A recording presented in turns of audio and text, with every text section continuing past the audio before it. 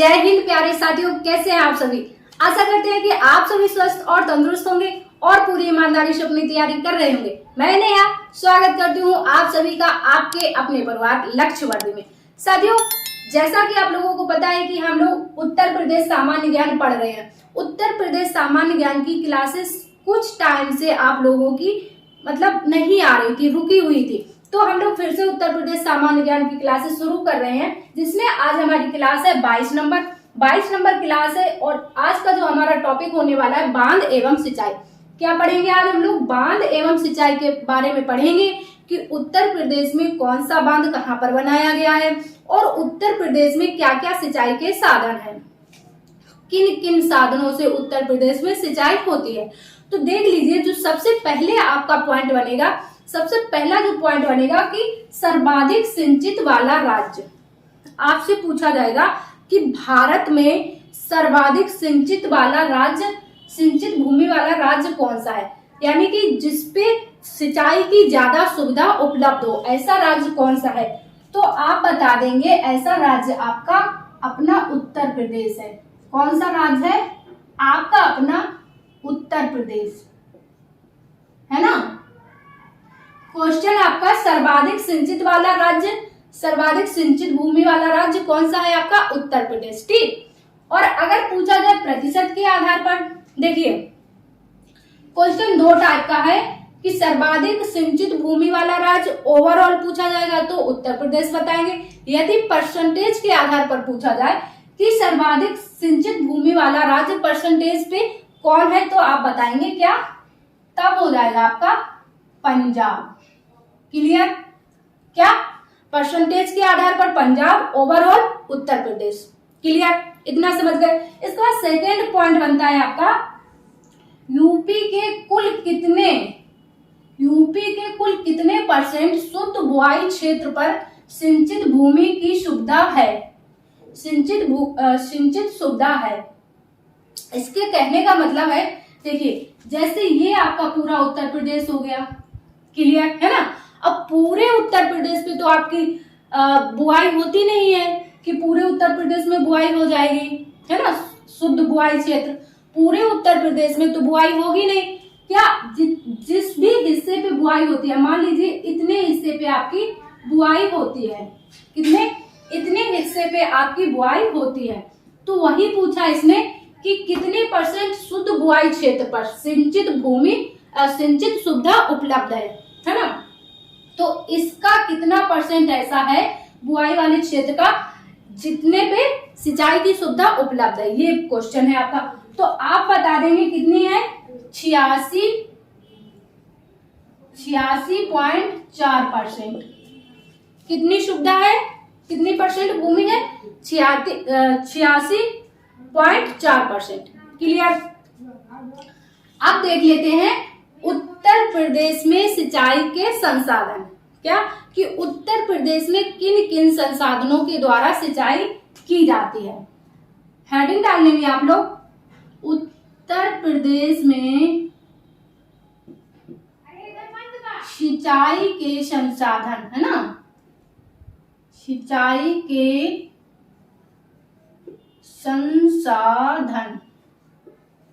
Clear? तो देखिए, जो सबसे पहले नंबर पर आ जाता है आपका सिंचाई का सबसे ज्यादा, उत्तर प्रदेश में सबसे ज्यादा सिंचाई किसके माध्यम से होती है? सबसे ज्यादा सिंचाई होती है आपके उत्तर प्रदेश में नंबर 1 पर आ जाएगा आपका नलकूपों द्वारा। किसके द्वारा? नलकूपों द्वारा, है ना, नलकूपों द्वारा।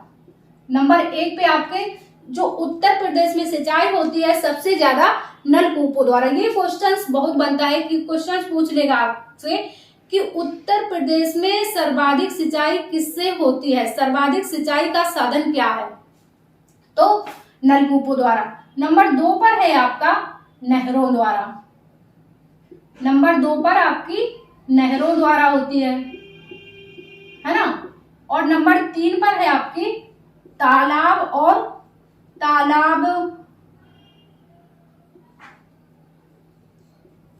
तालाब, झील और कुओं द्वारा, है ना। तालाब, झील और कुओं द्वारा, है ना। और नंबर 4 में आ जाते हैं आपके अन्य संसाधन। क्या? अन्य संसाधन, जैसे छोटी मोटी बम्बे हो गए, है ना, छोटी मोटी नाली जहां से निकल जाती हैं, वो हो गए अन्य संसाधन। तो ये है संसाधन जिनके द्वारा आपके उत्तर प्रदेश में सिंचाई की जाती है। अब सबसे ज्यादा नलकूपों द्वारा होती है, तो कितना % होती है नलकूपों द्वारा, है ना। क्वेश्चन बनेगा आपका कि सबसे ज्यादा नलकूपों द्वारा होती है, ये तो आपको पता हो गया, लेकिन ओवरऑल का कितना % नलकूपों द्वारा होती है, तो कितना होती है आपकी लगभग में 73%। कितनी? लगभग में 73% जो है आपकी नलकूपों द्वारा सिंचाई होती है ना। और नहरों द्वारा कितनी होती है? 18%। कितनी? 18% आपकी नहरों द्वारा होती है, और तालाब और झीलों द्वारा होती है आपकी 9%। लगभग में आपकी 9% तालाब और झीलों द्वारा होती है, नहरों द्वारा होती है आपकी लगभग में 18%। तो ये हैं कुछ आंकड़े जिनको आप नोट कर लीजिए। इसके बाद फिर हम लोग आगे देखते हैं। इसके बाद जो आपका पॉइंट बन जाता है कि उत्तर प्रदेश में सर्वाधिक सिंचाई सुविधा उपलब्ध है। इसका कहने का मतलब है कि उत्तर प्रदेश में जो सर्वाधिक सिंचाई सुविधा है किस क्षेत्र में उपलब्ध है? सर्वाधिक सिंचाई सुविधा उपलब्ध है तो किधर है? आपके पश्चिमी यूपी में। किधर? पश्चिमी यूपी। जो सर्वाधिक सुविधा है उत्तर प्रदेश में आपके किस एरिया में है? पश्चिमी यूपी में। क्लियर? अगला पॉइंट है आपका कि यूपी में सर्वाधिक नहरें कहाँ पाई जाती हैं? जो उत्तर प्रदेश में है सर्वाधिक नहरें कहाँ पर पाई जाती हैं आपकी? सबसे ज्यादा नहरें, तो इसका भी आंसर हो जाएगा आपका पश्चिमी उत्तर प्रदेश में। सर्वाधिक नहरें जो पाई जाती हैं आपकी पश्चिमी उत्तर प्रदेश में, है ना। क्लियर? इसके बाद पॉइंट बन जाता है आपका कि यूपी में नहरों की सबसे ज्यादा लंबाई, क्या? नहरों की सबसे ज्यादा लंबाई किस जिले में है? क्वेश्चन पूछ लेगा आपसे कि उत्तर प्रदेश में नहरों की सबसे ज्यादा लंबाई वाला जिला कौन सा है, तो आप बता देंगे किस जिले में है आपकी? रायबरेली। कहां पर? रायबरेली में है आपकी उत्तर प्रदेश की सबसे ज्यादा लंबाई नहरों की। क्लियर? इसके बाद आपसे पूछेगा यूपी में कुओं द्वारा सर्वाधिक सिंचाई वाला क्षेत्र, कि कुओं के द्वारा यूपी में किस क्षेत्र में सबसे ज्यादा सिंचाई की जाती है। क्लियर? तो ये जो क्षेत्र हो जाएगा आपका कुओं द्वारा तराई का क्षेत्र। जो तराई वाला क्षेत्र है आपका उत्तर प्रदेश का, वहां पर कुओं के द्वारा सर्वाधिक सिंचाई की जाती है। क्लियर? इसके बाद नेक्स्ट है आपका यूपी में तालाबों द्वारा सर्वाधिक सिंचाई वाला क्षेत्र। यूपी में तालाबों द्वारा सिंचाई सर्वाधिक किस क्षेत्र में की जाती है? तो इसका हो जाएगा आपका किस क्षेत्र में की जाती है? तालाबों द्वारा सर्वाधिक सिंचाई आपके पठारी क्षेत्र में। किसमें? पठारी क्षेत्र में सर्वाधिक तालाबों द्वारा सिंचाई की जाती है। ठीक। इसके बाद जो अगला पॉइंट बन जाता है आपका यूपी में नलकूपों द्वारा सिंचाई किस क्षेत्र में होती है सर्वाधिक, है ना। यूपी में नलकूपों द्वारा सर्वाधिक सिंचाई वाला क्षेत्र तो कौन सा हो जाएगा आपका? ये हो जाएगा आपका मैदानी क्षेत्र। क्या? जो नलकूपों द्वारा सिंचाई होती है सबसे ज्यादा मैदानी क्षेत्र में होती है आपकी। क्लियर? अब यहीं पर अगर क्वेश्चन आपसे ये पूछ लिया जाए कि यूपी में फर्स्ट नलकूप, क्या? यूपी में फर्स्ट नलकूप कब और कहां पर लगाया गया? कब और कहां पर? तो कहां पर? आपका मेरठ में। यूपी में जो पहला नलकूप खोला गया कहां पर? मेरठ में। और कब? 1930 में। कब? उत्तर प्रदेश का पहला नलकूप जो है आपका मेरठ में खोला गया 1930 में। क्लियर? इतना आपको क्लियर हो गया ये सारे पॉइंट। अब हम लोग पढ़ेंगे उत्तर प्रदेश की नहरों के बारे में कि उत्तर प्रदेश में कौन सी नहर कहाँ से निकलती है और किस क्षेत्र को सिंचित करती है। क्लियर। तो अब आप लोग हेडिंग डाल लेंगे उत्तर प्रदेश की नहरें। क्या हेडिंग डाल लीजिए आप लोग, उत्तर प्रदेश की नहरें। तो सबसे नंबर 1 पर हम लोग पढ़ेंगे। नंबर 1 है आपकी ऊपरी गंगा नहर। क्या? ऊपरी गंगा नहर। हेडिंग डाल लीजिए आप लोग, नंबर 1 ऊपरी गंगा नहर। अब देखिए ऊपरी गंगा नहर का जो उद्गम है, उद्गम कहाँ से होता है इसका? हरिद्वार। कहाँ से? ऊपरी गंगा नहर का उद्गम कहाँ से होता है आपका? हरिद्वार उत्तराखंड से। कहाँ से? हरिद्वार से आपका उद्गम होता है ऊपरी गंगा नहर का। क्लियर।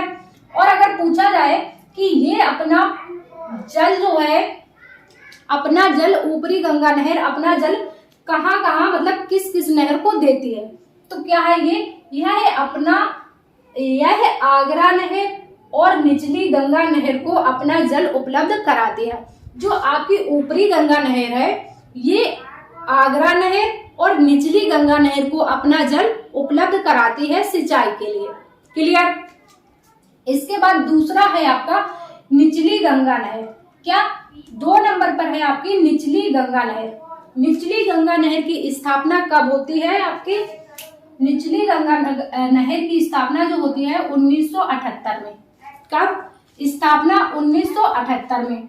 इसका उद्गम कहाँ से होता है आपकी? निचली गंगा नहर का उद्गम कहाँ से होता है? नरौरा। नरौरा बुलंदशहर। कहाँ पर है आपका? नरौरा बुलंदशहर में ही तो है नरौरा जगह, है ना। उद्गम कहाँ से होता है? नरौरा बुलंदशहर। क्लियर। इसके बाद ये सिंचाई कहाँ कहाँ करती है, किन किन जिलों में इसके पानी से सिंचाई होती है आपकी निचली गंगा नहर से? तो देख लीजिए बुलंदशहर है आपका, एटा है, फिरोजाबाद, मैनपुरी, अलीगढ़, कानपुर, फर्रुखाबाद, और ये सारे जो जिले हैं आपके निचली गंगा नहर के द्वारा इन जिलों में सिंचाई की जाती है। क्लियर। तो साथियों आज हम लोगों ने पढ़ ली उत्तर प्रदेश की 2 नहरें। 2 नहरों के बारे में पढ़ लिया और कुछ बेसिक से पॉइंट वो देख लिए जो आपके इस टॉपिक से बन सकते हैं। क्लियर।